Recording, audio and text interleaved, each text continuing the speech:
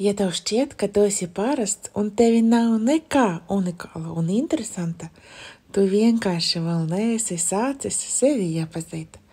Ar šiem vārdiem vēlos ieinteresēt manus mīļos lasītājus un klausītājus, iepazīt sevi. Es te izdomāju atkal ar sevi iepazīties, aidā, kopā ar mani. Kāpēc atkal? Jo mēs katru dienu mainamies, un šodien jūs, mēs, es, katrs esam jauns cilvēks, kas ietekmē mūsu izmaiņas. Emocionāli piedzīvojumi, gan pozitīvi, gan negatīvi.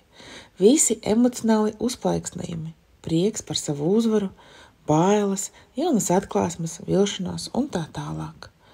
Mūs maina visa spilgtā emocionālā pieredze, plus mūsu smadziņu neiroplastiskums, mainās trenējot smadzenes ar mācībām. Starp citu, tieši vēlme iepazīt sevi un savu partneri atkal un atkal ir viens no noslēpumiem ilgām un laimīgām attiecībām, kaislai un seksuālai interesei, kas nepazūd ar gadiem. Tas palīdz iemīlēties savā partnerī atkal un atkal katru dienu, jo šodien viņš noteikti nav tas pats cilvēks, kas gadu atpakaļ, un pat nedēļu atpakaļ.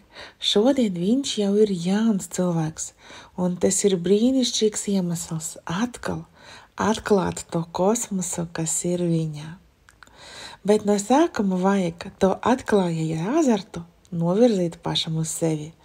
Galu galā, kā mēs varam būt interesanti savam partnerim, saviem klientiem, sekotājiem, ja paši sev nešķietam interesanti. Rīt es parādīšu, kā es to daru, un pamēģini tu arī.